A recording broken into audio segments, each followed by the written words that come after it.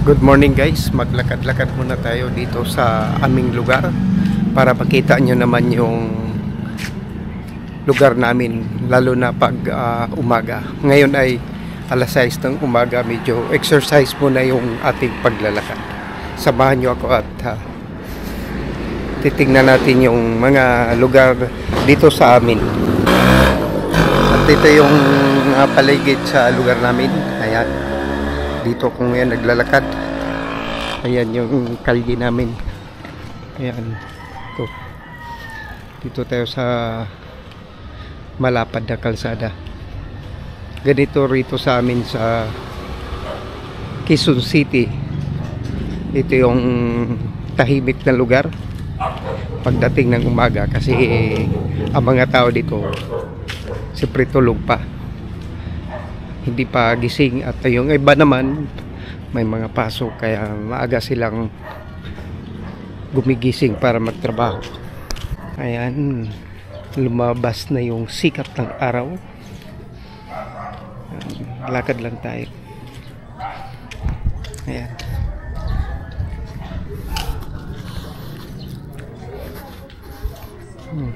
Liwanag na ng araw. Tumatama na sa aking mukha. Dito maganda pag gusto mo magpaaraw sa ganitong oras, mga 6 o'clock dito sa lugar namin. Ayan, maaliwalas, diba?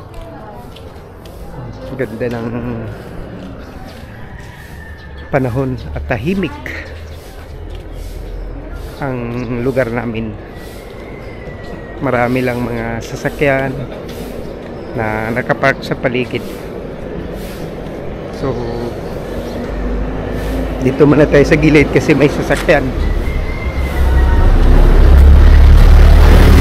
Pakita ko lang sa inyo yung lugar namin kung gaano ka peaceful.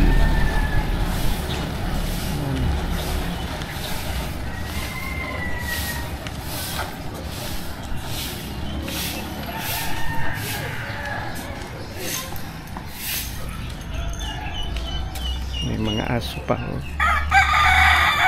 Aso.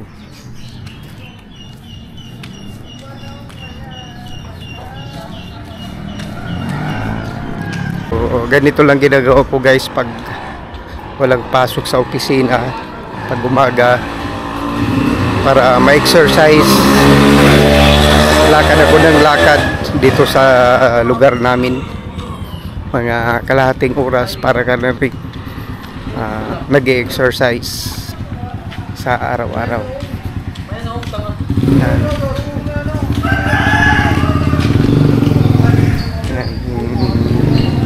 Paradahan na tricycle.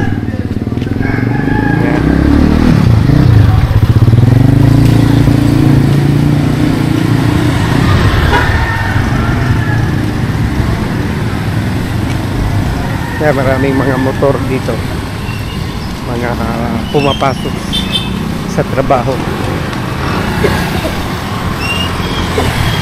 Ayan.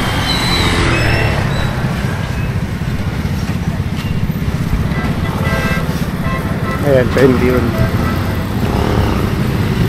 Pero hindi pa to main road.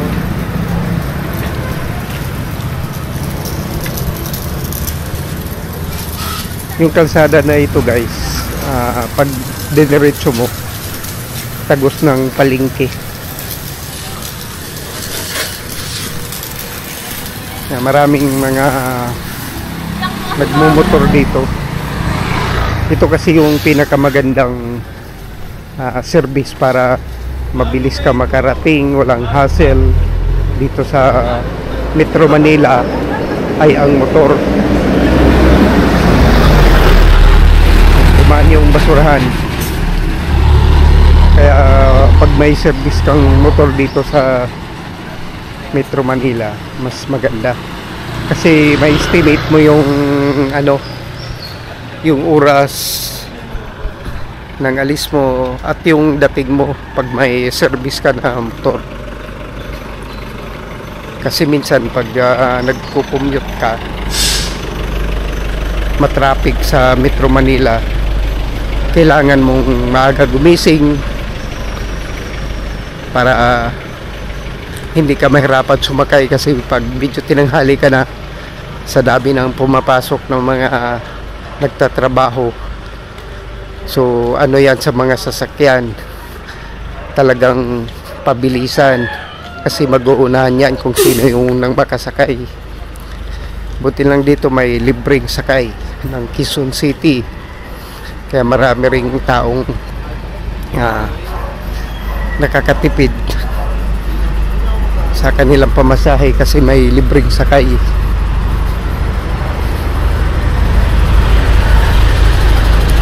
Yan, lakad lang tayo ng lakad guys.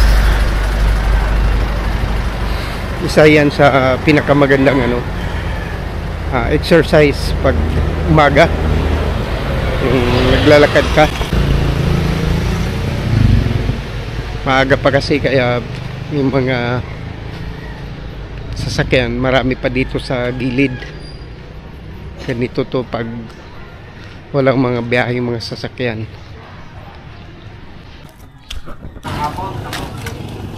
Ito na yung palengke namin guys.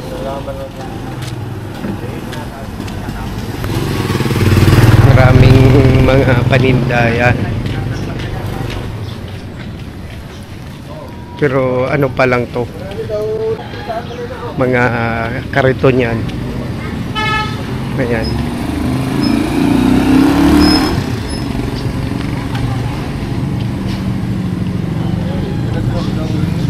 Mga pumipila sa pagsalan. Tapos may mga grocery dito sa amin. Ayan.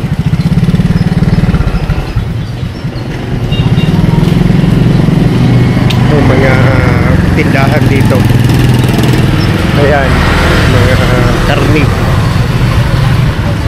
mga gulay. Ayan, ito na yung palengke sa amin, tindahan, no? Mga karne. So malapit lang to sa bahay namin. Ng alas 6 ng umaga, marami nang nasa labas para magtinda. Medyo matao na, may mga tuyo pa rito. Yan yung palabas ng highway yan.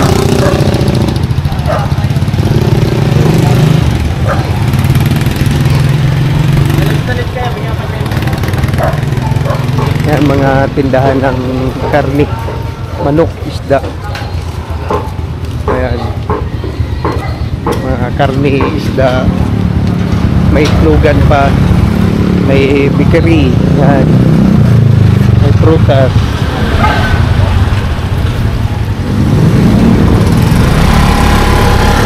So yan, may mga tindahan ng mga damit, sapatos, sandal.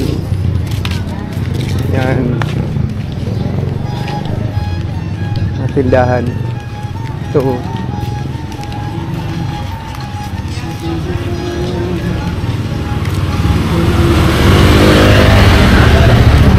may tindahan pa ng mga bigas, kaya no.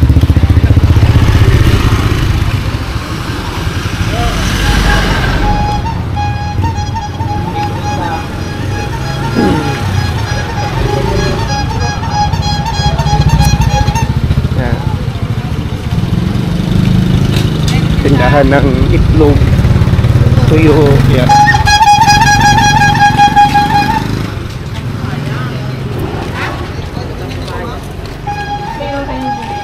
So ito yung lugar dito sa amin guys pag umaga. So maganda rito kasi paglabas mo ng bahay pwede kang maglakad-lakad, mag-ikot-ikot, mag-exercise at ma-relax yung katawan.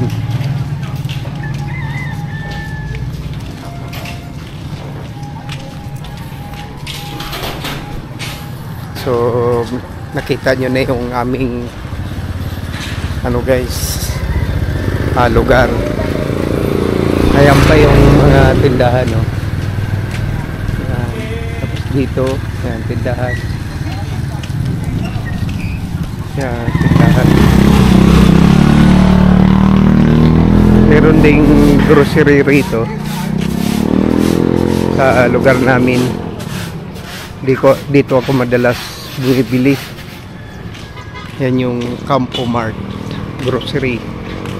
Pero sarado pa sila eh. Yan. So yan lang guys yung aking maibahagi sa inyo.